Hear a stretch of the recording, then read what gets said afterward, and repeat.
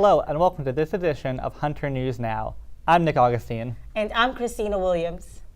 Student activism is on the rise on college campuses across the country. According to the National Center for Campus Public Safety, interest in political engagement has reached its highest level in 50 years, with 1 in 10 freshmen stating they expect to participate in a protest while in college. Hunter is no exception. Since the election, protests outside the visitor centers are common as students voice their outrage on everything from consumer protection to the Betsy DeVos confirmation and arrest by Immigration and Customs Enforcement. Milton Puma has more on what's behind his political activism on campus. Palestine to Mexico, all the walls have got to go. Hassam Gamia is a longtime political activist. Although he is a Hunter graduate, he's still actively involved with the Palestine Solidarity Alliance Club on campus. An urgency to dealing with these problems within my own community. Like, you guys need to get active, you guys need to get involved. The club advocates for social justice in Palestine, but welcomes anyone who wants to fight against injustice. Get involved. Over homelessness, environmental justice, mass transit. Other clubs like the New York Public Interest Research Group regularly hold events and workshops to help students feel empowered. Outreach is a major part of what NYPIRG does, and we find that sometimes students, they don't think that their voice matters, which is very unfortunate since it's the students that get things done. The group has many chapters throughout CUNY campuses and is known for organizing the Higher Education Action Day. That's when CUNY and SUNY faculty and students head to Albany to speak to representatives about the cost of higher education and affordability for students. Freshman Sarah Russo believes one person can make a difference. Really impacts so many people, just being yourself and talking to people and really getting them interested on their own accord. That's the best way to make change, because once someone starts talking, once someone's interested, you can just spread it like wildfire. Not only do student-led clubs on campus give its members the opportunity to meet like-minded individuals, they also teach students about grassroots mobilization and self-empowerment. This is Milton Puma with Hunter News Now. One of the biggest protests this year was the Women's March, sparked in part by the election. Hillary Clinton's loss and why she lost the election will be debated for a long time to come. Last week at Hunter, an all-star panel that included feminist organizer Gloria Steinem and New York Lieutenant Governor Kathy Hochul tackled that question in a 2-part program on Clinton's loss and the future of women in politics. Ricardo Montero Hernandez has the story. The question on everyone's mind was why? Why did Clinton lose? The panel acknowledged that there were many factors, but focused on one that gets little attention: sexism. In a world that seems accepting of women in power, from Great Britain to Germany, Indonesia, in the past we've had Israel, India. I mean, we've had just about everybody kind of figured out women are okay in leadership, and we've done a great job, once we get there, except in America. Several panelists and members of the audience concluded social opposition to women in power played a part in the election and is still at play. Enough women. We don't have a single woman right now running for mayor. That the backlash that I get for being a candidate and for being willing to run is actually from women. In fact, 52% of white women voted for President Trump, which Gloria Steinem believes is because some women have embraced sexism. More women than men said a woman should not be the U.S. president. We had internalized systems of oppression don't work unless you internalize some of them. Panelists explained that a competent woman like Clinton can be intimidating, but that women in power should not give up. Sometimes women don't want to be leaders because they think it's hungering after power. But power can be used for good as well as for evil. If you have a cause that you believe in, you should do your best to make sure that you can have an effect on that cause. The panel also said that women are showing strength like never before. Just look at the 4.8 million women around the world who participated in the Women's March in January. Ricardo Montero, Hunter News Now. College seniors will no doubt be spending some time in a library researching potential employers. According to the Bureau of Labor Statistics, the unemployment rate for the people who are college age stands at 8%, which means the job market is still competitive. Ricardo Montero Hernandez has more on what Hunter is doing to help its students land their first job. Career fairs are like a grand buffet. You get a taste of many different options. the event itself, as far as the employers that come, really reflects the diversity of the institution here at Hunter. We had nonprofit organizations, we had educational institutions, we had private businesses, advertising firms, and information technology companies, and really reflects just the breadth of opportunities that are available at Hunter, which is also really exciting. For students, it is a chance to network and see what's available. I believe career fair is all about looking for opportunities. So, there's two types of people that can come into a career fair. One that really have something in mind, or one who just wants to explore. Either way, you will find what you're looking for. Sometimes employers are also alums, which can give you an edge up. I find that Hunter has a great variety of students, interested, and I am a Hunter student myself. So yeah, so it feels really cool to actually be recruiting for a company at my school. It kind of I'm representing both ends of the spectrum. The Bureau of Labor Statistics says that the health industry is currently creating the most new jobs, so for those students interested in that field, that could be a great place to start. Ricardo Montero, Hunter News Now.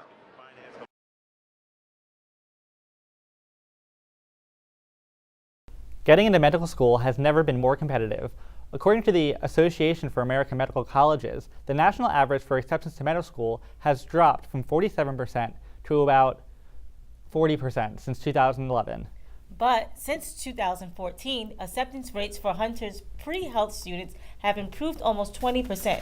Hunter's pre-med advisors attribute this success to part opportunities like internships and research programs. James Kelly has more on Hunter's push to get its students into medical schools of their choice. Laura Palma, a sophomore from Queens, attends this pre-health internship fair in hopes of getting one step closer to her medical career. I've been interested in medicine for a while, but I'm more interested in the surgery side of medicine, interested in orthopedics. Hundreds of pre-med students like Palma attend this fair to get ahead of the competition. It offers internship opportunities with Weill Cornell, Columbia Medical Center, and Mount Sinai Medical Center. This work experience has helped Hunter College boost its acceptance rates into medical, dental, and veterinary schools. Hunter currently has an acceptance rate of 77%. In New York, it is second only to Columbia University's 82%. Recruiters who come to fairs like this find Hunter students particularly motivated and prepared. People are enthusiastic and people are looking really young actually. There's a lot of freshmen here trying to figure out early on how to sort of put themselves on the right path to be successful as pre-med students. Pre-health advisement has created a number of policies to keep Hunter students on this path. One policy requires students to attend a pre-med event at least 3 times a semester. As important as internships and opportunities are, advisors say that keeping Hunter students involved is the true key to success. We want to get to know the students so we can best advise them, keep them on track so that by the time they go to apply in their senior year, we have a full file online with all of their experiences, all of their letters of evaluation from faculty members. The pre-health advising department's efforts in helping their students secure a future is just one example of Hunter College's overall determination in helping their students achieve their goals. James Kelly, Hunter News Now. Internships and jobs are on a lot of students' minds this time of year. As you saw with our story on the career fair, Career Development Services has been busy planning events during this job hunting season. Here to tell us more about that is Shani Bernstein, Associate Director of the Career Development Services. How are you? Good, how are you, Nick? Good. So can you just tell us a little bit about the hot new jobs and internships going on for students right now? I think hot new jobs and internships is really what the student makes of it. So once a student finds their passion, the internships and opportunities are out there. It's just a matter for a student to find their passion, come to Career Development Services so we can explore those opportunities with you and point you in the right direction. What is the job market like for seniors? So I think the job market is pretty good.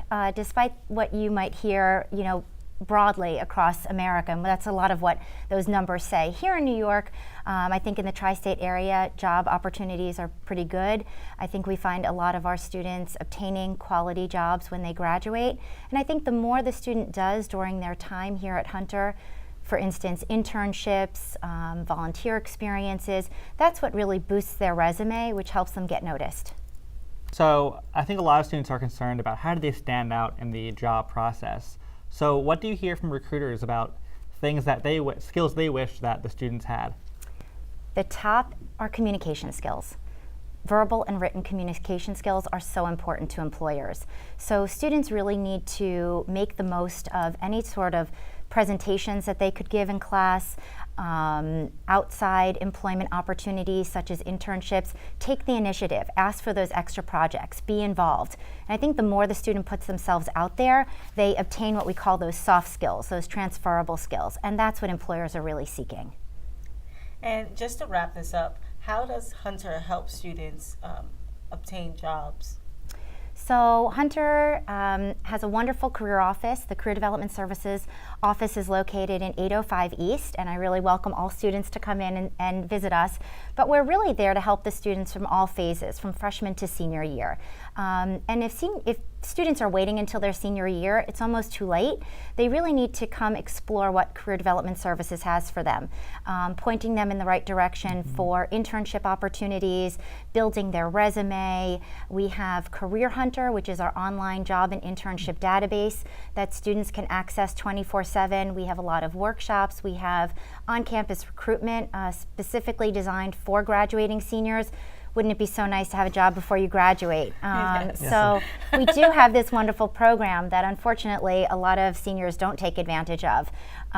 We have the career fairs, we have mock interviews, we have job search strategies, and I think the more you come in to utilize our services, the more you get out of it. I like to say it's not just one-stop shopping.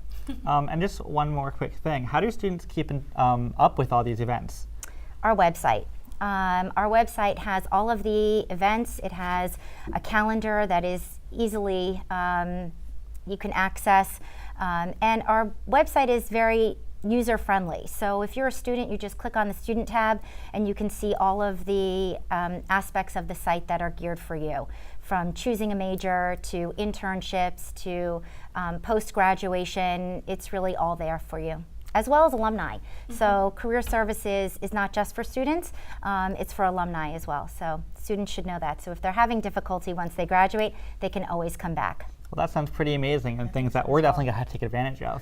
Thank you so much for coming. Thank you so much for having me. Thank you. Coming up on Hunter News Now.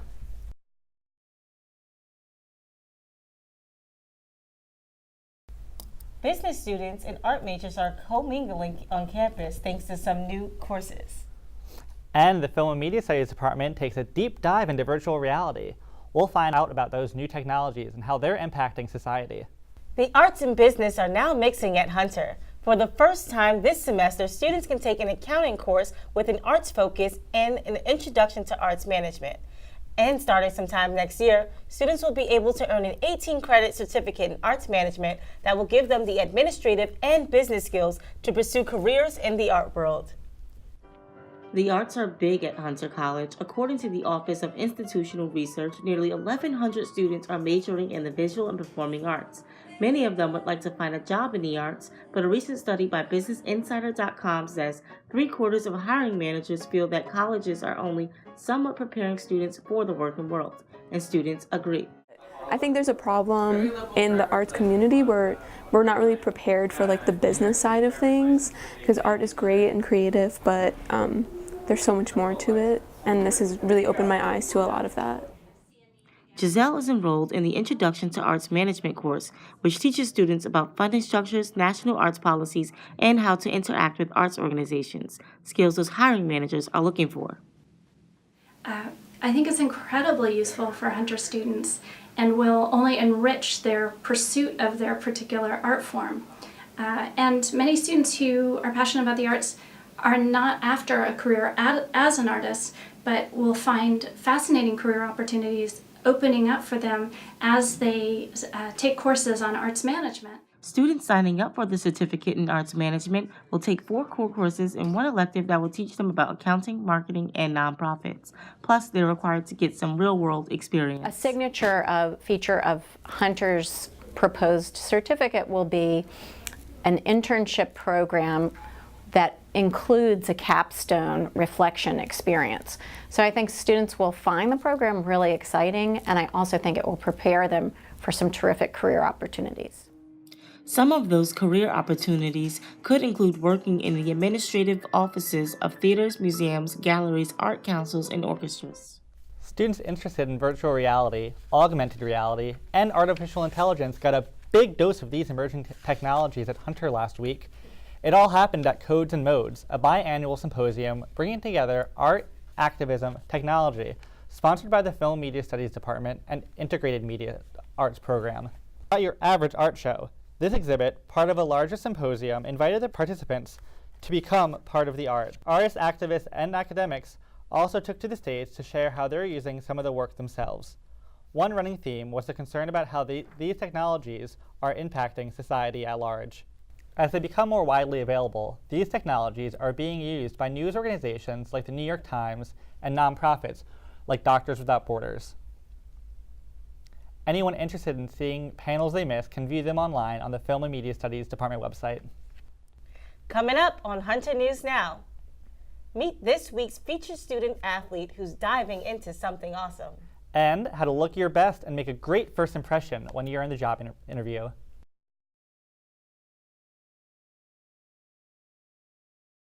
Welcome back. Today we're launching a new segment that will feature one of Hunter's star athletes on every show. This week, you'll meet Carla Cannon, one of our top swimmers who helped the women's swimming team capture their third straight CUNY Act championship this year. Lillian Gisson caught up with Carla earlier in this season, and this is the inside look.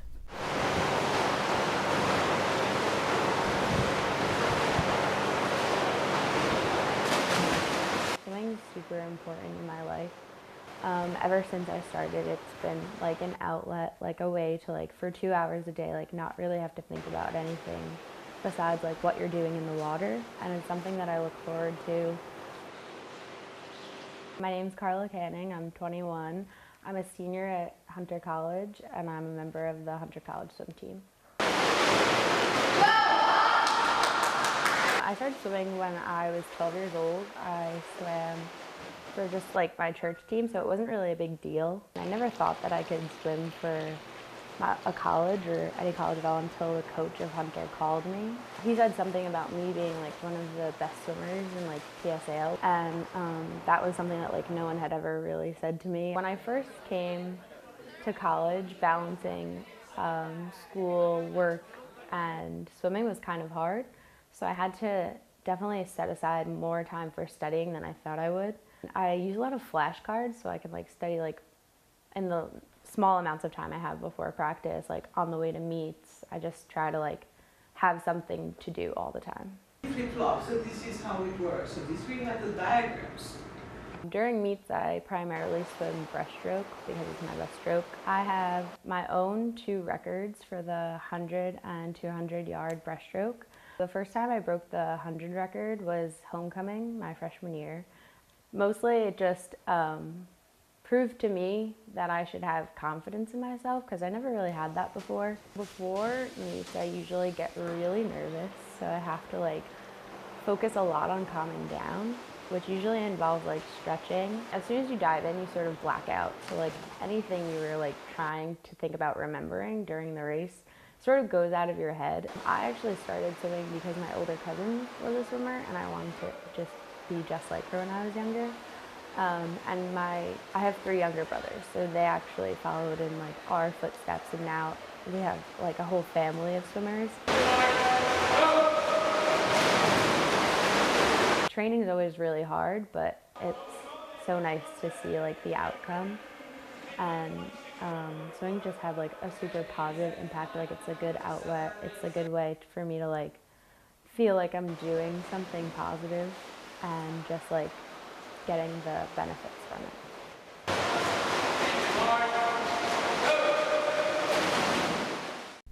Hunter College's men's fencing team took 12th place at the Mid-Atlantic Collegiate Fencing Association Championship earlier this month, hosted by Johns Hopkins University. Hunter senior Jimmy Ferraiolo advanced to semifinals against Stevens Institute of Technology fencer. That led Hunter Hawks to come in 2nd place out of 45 competitors. Freshman Zahir Booth tied for 3rd, and Benjamin Sanitas, also a freshman, followed in 5th place. This gave Hunter 3 top 5 finishers at the championship. And finally today, our last story on what you need to know about looking good for an internship or job. We've told you about the career fair and all the resources at the Career Development Services. Now, let's get down to the really important information, dressing for success. Dressing for success is not only about the perfect pantsuit, we women also have to pay attention to our makeup. Laura Bennon has more on how Hunter students are learning to look their best. If you want a perfectly polished look but don't know where to start, look no further than Hunter's Student Leadership Colloquium. It's a series of 3 workshops where we focus on student leadership development, professional dress, makeup and grooming, and the last workshop will be on dining etiquette. This week's workshop focused on makeup and grooming. Makeup artist Lori Cintron says a great face is all in the preparation. Prepping your skin, ensuring that you have the perfect canvas in order for you to paint. Lori also advises us that beauty is not only skin deep. Moisturize, drink plenty of fluids, and just basically get a good night's rest. That's essential in making yourself look the best you can be. The lucky students at this event even walked away with a goodie bag of tools and makeup to get started on their look. After the workshop, I was ready to get a tutorial on how to apply makeup. I headed over to Saks Fifth Avenue, where a makeup artist demonstrated and then gave me a chart so I could recreate the look on my own. Armed with what I learned at the workshop, I could now ask questions about the right kinds of foundation for my skin type and what colors and shades would look best on me. This makeover took about 15 minutes in the hands of a pro, but I'd leave some more time if you're like me and just getting started. This is what I got and I feel great. Laura Bennon, Hunter News Now. Well, didn't Laura look amazing? I mean, I think I might get a makeover. Well, that wraps up this edition of Hunter News Now. We hope you enjoyed the show and that we'll see you for the next one on April 6th. From all of us here at Hunter News Now, thank you for joining us.